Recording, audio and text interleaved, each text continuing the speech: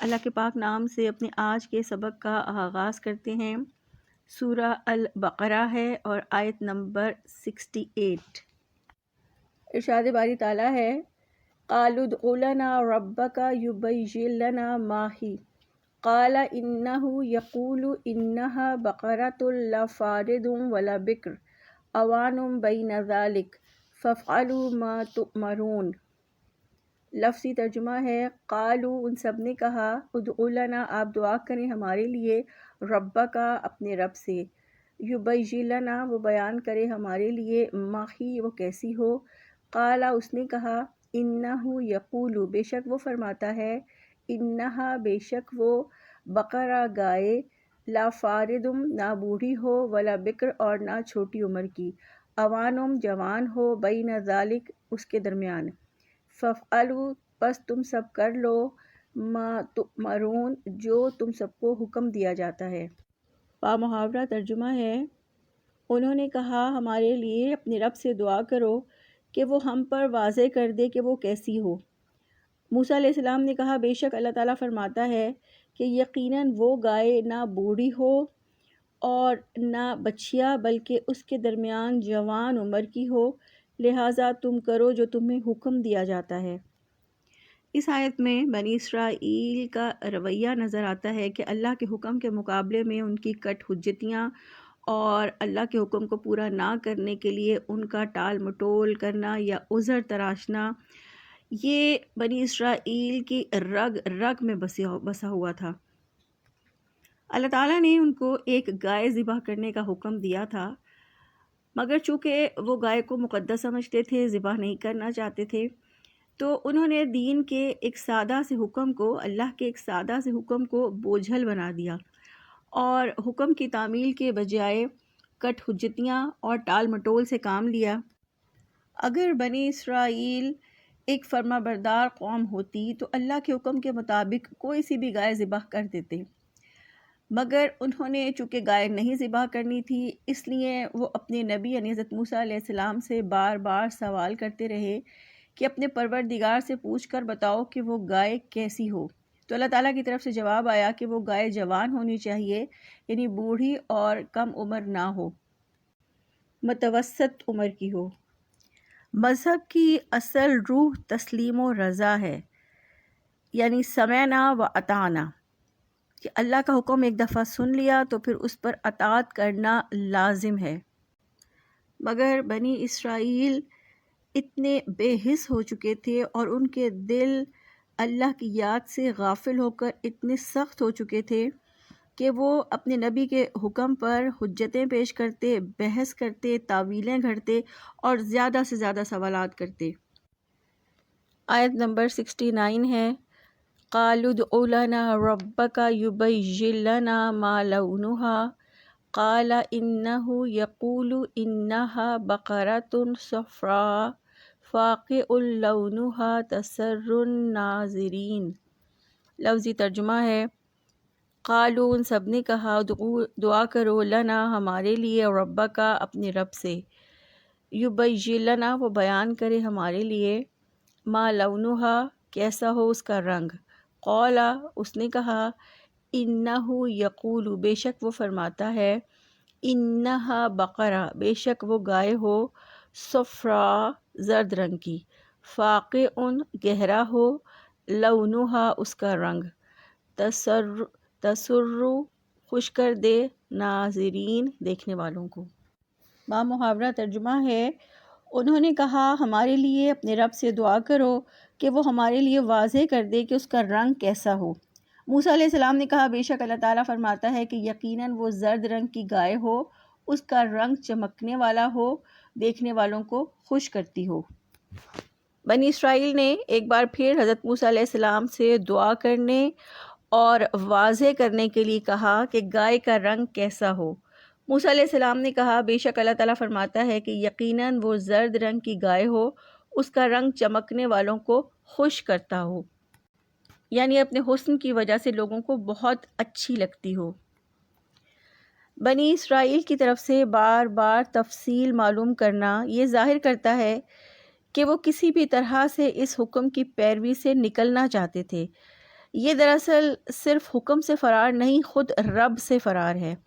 کیونکہ انسان جب کوئی کام نہیں کرنا چاہتا تو ایک کے بعد ایک اعتراض کرتا چلا جاتا ہے، اور جب انسان کوئی کام نہیں کرنا چاہتا تو بہت سے سوالات کرتا ہے، جبکہ مومن کا رویہ حکم آنے پر فوراً عمل کرنے والا ہوتا ہے کہ اللہ کے حکم کو سنتے ہی مومن اس پر عمل کرتا ہے۔ آیت نمبر 70 ہے، قالوا ادع لنا ربک یبین لنا ما ہی ان البقرہ تشابہ علینا وإنا ان شاء اللہ لمہتدون۔ لفظی ترجمہ ہے، قالوا ان سب نے کہا، ادعو آپ دعا کریں، لنا ہمارے لیے، ربکا اپنے رب سے، یبین لنا وہ بیان کرے ہمارے لیے، ما ہی وہ کیسی ہو، ان البقرہ بے شک گائے، تشابہ علینا مشتبہ ہو گئی ہے ہم پر، وَإِنَّا اور بے شک ہم انشاءاللہ اگر اللہ نے چاہا، لمہتدون سب ضرور ہدایت پالیں گے۔ با محاورہ ترجمہ ہے، انہوں نے کہا ہمارے لیے اپنے رب سے دعا کرو کہ وہ ہمارے لیے واضح کر دے کہ وہ کیسی ہو، بے شک گائے ہم پر مشتبہ ہو گئی ہے، اور یقیناً اگر اللہ تعالیٰ نے چاہا تو ہم ضرور مقصد تک پہنچنے والے ہوں گے۔ اس آیت میں بنی اسرائیل نے حضرت موسیٰ علیہ السلام سے کہا کہ اپنے رب سے دعا کرو کہ ہمارے لیے واضح کر دے وہ کیسی ہو، کیونکہ گائے ہم پر مشتبہ ہو گئی ہے، یعنی گائے کے بارے میں ہمیں شبہ ہے، جبکہ ایسا نہیں تھا، انہیں شبہ بالکل نہیں تھا، بلکہ واضح طور پر پتہ تھا کہ گائے کو ذبح کرنا ہے، لیکن چاہتے تھے کہ کوئی سوال ہمیں گائے کو ذبح کرنے سے بچا لے، اس لیے وہ اپنے نبی سے سوال پہ سوال کیے جا رہے تھے، جبکہ بہت زیادہ سوال کرنے سے انسان کا دل سخت ہو جاتا ہے اور اس میں بے حسی آ جاتی ہے، اور بہت زیادہ سوال کرنے سے انسان ہدایت نہیں پا سکتا۔ پھر فرمایا وَإِنَّا إِن شَاءَ اللَّهُ لَمُهْتَدُونَ، اور یقیناً اگر اللہ تعالیٰ نے چاہا تو ہم ضرور مقصد تک پہنچنے والے ہوں گے، یعنی گائے کو ذبح کرنے کی ہدایت پا لیں گے، یعنی اللہ چاہے گا تو ہم گائے کو ذبح کر لیں گے۔ نبی کریم صلی اللہ علیہ وآلہ وسلم نے فرمایا کہ اگر یہ بنی اسرائیل انشاءاللہ نہ کہتے تو قیامت تک سوال کرتے رہتے اور پتہ نہ چلتا کہ کون سی گائے ذبح کرنی ہے۔ آیت نمبر 71 ہے، قال انہ یقول انہا بقرۃ لا ذلول تثیر الارض ولا تسقی الحرث مسلمۃ لا شیۃ فیہا قالوا الآن جئت بالحق فذبحوها وما كادوا يفعلون۔ لفظی ترجمہ ہے، قال اس نے کہا، انہ یقول بے شک وہ فرماتا ہے، انہا بقرہ بے شک وہ گائے، لا ذلول نہ کام میں لگائی گئی ہو، تثیر الارض کہ وہ زمین کو جوتتی ہو، ولا تسقی الحرث اور نہ پانی دیتی ہو کھیتی کو، مسلمہ صحیح سلامت ہو، لا شیء نہ کوئی داغ ہو، فیہا اس میں، قالوا ان سب نے کہا، الآن اب جئتا تو آیا ہے، بالحقی حق کے ساتھ، فذبحوها پھر ان سب نے ذبح کیا اسے، وما کادوا اور وہ سب لگتے نہ تھے کہ یفعلون کہ وہ یہ سب کریں گے۔ با محاورہ ترجمہ ہے، حضرت موسیٰ علیہ السلام نے جواب دیا، یقیناً اللہ تعالیٰ فرماتا ہے کہ وہ گائے ایسی ہو کہ نہ جوتی ہوئی ہو کہ زمین میں ہل چلاتی ہو اور نہ کھیتوں کو پانی دیتی ہو،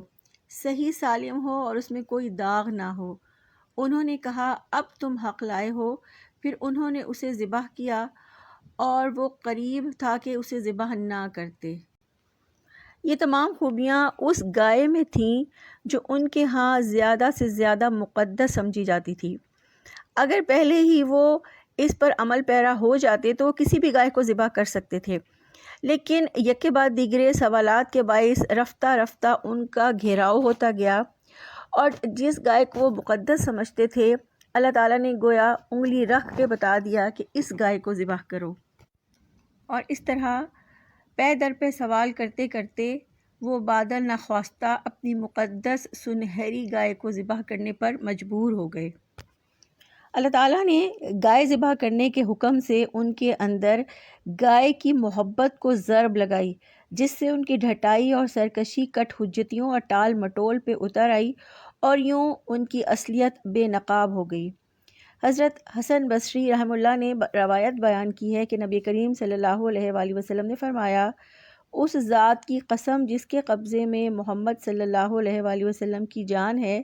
اگر یہ لوگ ہلکی سے ہلکی گائے لا کر ذبح کر دیتے تو ان کا کام چل جاتا،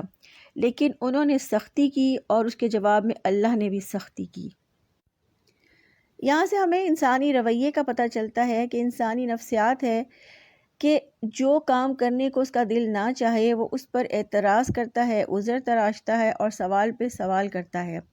بنی اسرائیل نے بھی اسی طرح اللہ کے حکم کو چونکہ دل سے قبول نہیں کیا تھا، گائے کو ذبح نہیں کرنا چاہتے تھے اس کے تقدس کی وجہ سے،